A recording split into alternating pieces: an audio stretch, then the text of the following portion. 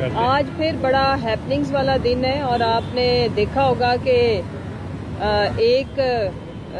خاندان جن کو بڑا ہی شوق ہے اپنے اوپر سٹیمپ کرنے کا صادق اور امین کی،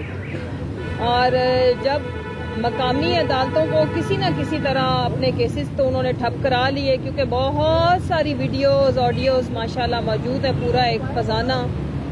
لیکن آج پاکستانی قوم کو یہ پتہ ہونا چاہیے کہ انگلینڈ کی جو عدالت نے ان کو انٹرنیشنل چور ڈکلیئر کر دیا ہے، جہاں سے یہ انٹرنیشنل سرٹیفکیٹ لینے گئے تھے صادق اور امین کا. اور ساتھ اس میں ایک اور بھی چیز ہے کہ اگر یہی فیصلہ ہمارے ملک کی اعلیٰ عدلیہ نے کیا ہوتا تو ابھی تک انہوں نے زمین آسمان ایک کر دینا تھا بھتیجی نے، اور شاید یہ فیصلہ آتا بھی نہ، کیونکہ ہر ایک کو تو وہ ڈرا دھمکا لیتی ہیں. اس کے اوپر پریس کانفرنس ہوتی ہے کہ جی میرے پاس بہت سارے لوگوں کی ویڈیوز موجود ہیں. اور ایک اچھمبے کی بات یہ ہے کہ پھر ان کے خلاف جو فیصلے آنے ہوتے ہیں وہ رک بھی جاتے ہیں. آج جو انگلینڈ کے اندر جو عدالت ہے، جسٹس میتھیو نے یہ بتایا، جو ہیلے بہانے جتنے یہ عرصے سے کر رہے تھے تو کہ جی ہمارے وزیر اعظم بہت ہی زیادہ بزی ہیں، تو ظاہر ہے انہیں تو پتہ ہی ہوگا کہ انگلینڈ کے اندر آج بہت بھرپور دن گزارا اور پورے ٹبر نے بیٹھ کے پاکستان کے ٹیکس کے پیسے سے کھانا کھایا، جس پہ ان کا جواب ہم سب کے لیے ایک لمحہ فکریہ بھی ہے. اور میں تو یہ کہوں گی کہ ہمارے جو جسٹس سسٹم ہے اس کے لیے ایک بہت بڑا تماچا بھی ہے. انہوں نے کہا کہ ہمارے ملک کے اندر ایک عام آدمی اور وزیر اعظم برابر ہے. اگر انہوں نے یہ حد کے عزت کا جو دعویٰ کیا تھا تو آ کے پھر اس چیز کو ثابت بھی کریں، جس کی وجہ سے لگ بھگ کوئی 1.5 کروڑ کے قریب ان کو فی الحال جرمانہ پڑا ہے. اور اگر مزید بھی یہ اپنا سارا جو ایویڈنس ہے یہ نہیں دے سکیں گے تو یہ کیس ان کو مزید الٹا پڑے گا. دوسری جو سب سے امپورٹنٹ چیزیں ہیں وہ میں شیئر کرنا چاہتی ہوں میڈیا کے ساتھ کہ اس ملک کے اندر انہوں نے ہمیشہ اپنے خلاف کیسز کو مینج کیا. وہ 16 ارب روپے مقصود چپڑاسی کے ہوں، وہ میری لندن تو کیا پاکستان میں بھی کوئی جائیداد نہیں ہے، اور پھر اس کے بعد اسی جائیداد کے اندر جٹائی سے بیٹھے ہیں اور روزانہ وہاں پہ اوورسیز پاکستانی ان کو بتاتے ہیں، چیخو پکار کرتے ہیں کہ یہ ہمارے ٹیکس کا پیسہ ہے اور آپ لوگ چور ہو. اور آج تو وہاں کی عدلیہ نے بھی ان کے اوپر سرٹیفکیٹ ان کو دے دیا ہے کہ آپ انٹرنیشنل چور ہو، صادق اور امین نہیں ہو. پھر ایک اور اہم چیز کہ لانگ مارچ کا بتاتے ہوئے میں 2-3 چیزیں آپ لوگوں سے شیئر کروں گی کہ آج شاہ محمود قریشی صاحب کی قیادت میں وہ لانگ مارچ جس کو خان صاحب نے لیڈ کرنا تھا، اب وہ لالا موسیٰ کے اندر انشاءاللہ آج ہمارا پاور شو ہوگا، اور پھر اس کے بعد آگے اپنی منزل کی طرف رواں دواں ہوگا. اور جھنگ والی سائڈ سے ہمارے جو جنرل سیکرٹری ہیں اسد عمر صاحب وہ اس کو لیڈ کریں گے.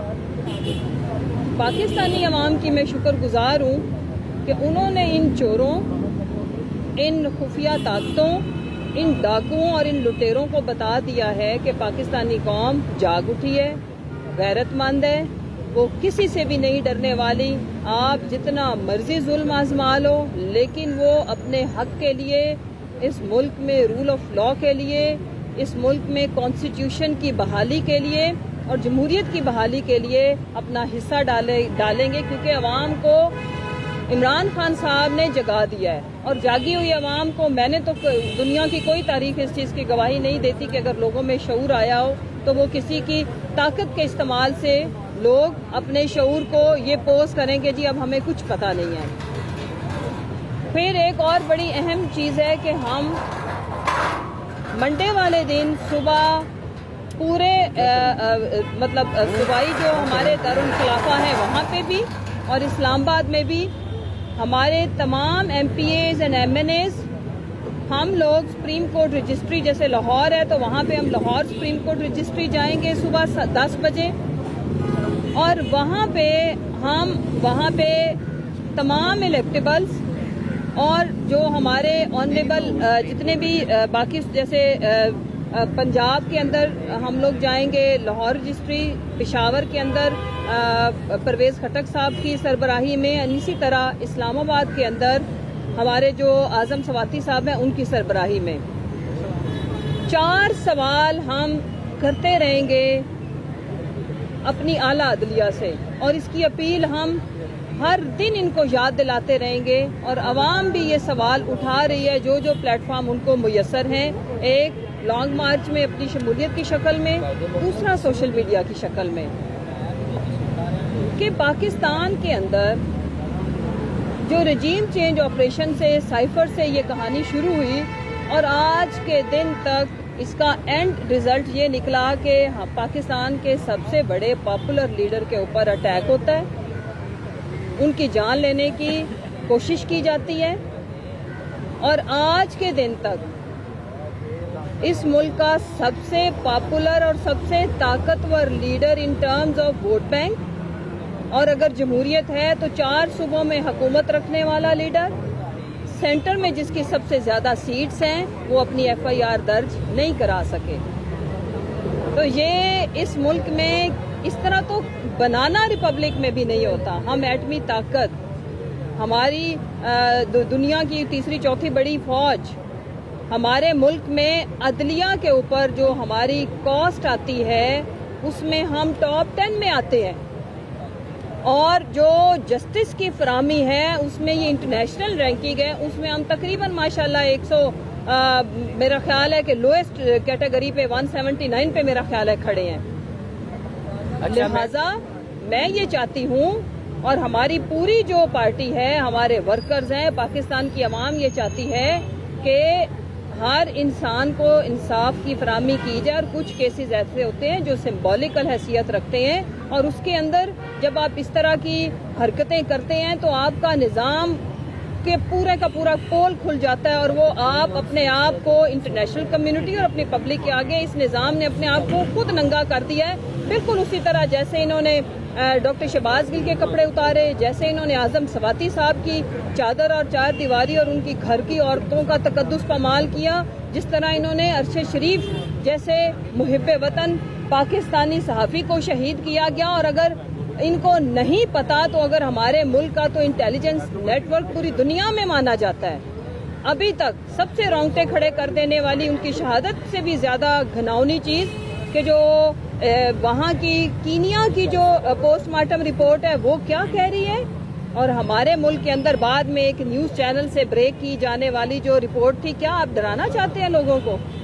کیا آپ دھمکانا چاہتے ہیں کہ ہم خالی گولی نہیں مارتے، ہم یہ کچھ بھی کرتے ہیں؟ تو آپ کی اطلاع کے لیے عرض ہے، نہ کوئی ڈرا ہے، نہ کسی نے جھکنا ہے، کیونکہ ہم اپنے رائٹس کی جنگ لڑ رہے ہیں۔ ہمارا مقابلہ یہ نہیں ہے کہ ہم نے کسی کو نیچا دکھانا ہے، ہم یہ چاہتے ہیں کہ ہمیں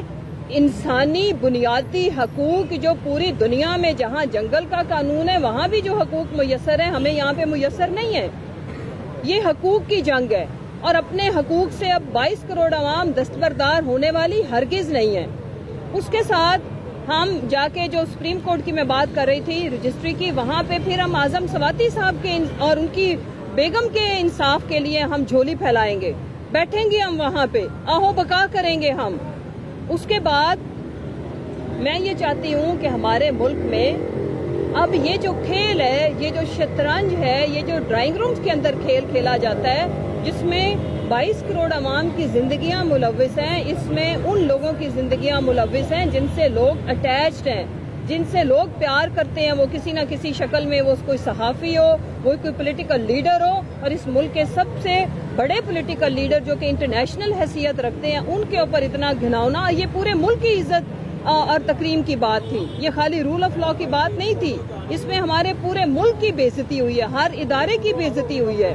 اگر اس ملک میں عمران خان کو انصاف میسر نہیں ہے تو پھر کس کو میسر ہے؟ لہٰذا انشاءاللہ ہماری یہ جد و جہد جو کہ کانسٹیٹیوشنل ہے، آئینی ہے، یہ انصاف جب تک سب کو میسر نہیں آ جاتا اور ہمارے لیڈر کو بھی نہیں آ جاتا، نام گیو اپ کریں گے۔ ہم روزانہ آ کے اپیل کریں گے، چاہے وہ میڈیا کے سامنے ہو، پریس ٹاک کی شکل میں ہو، کہیں پرامن پروٹیسٹ کی شکل میں ہو، یا ہمارے لانگ مارچ کی شکل میں ہو۔ تھینک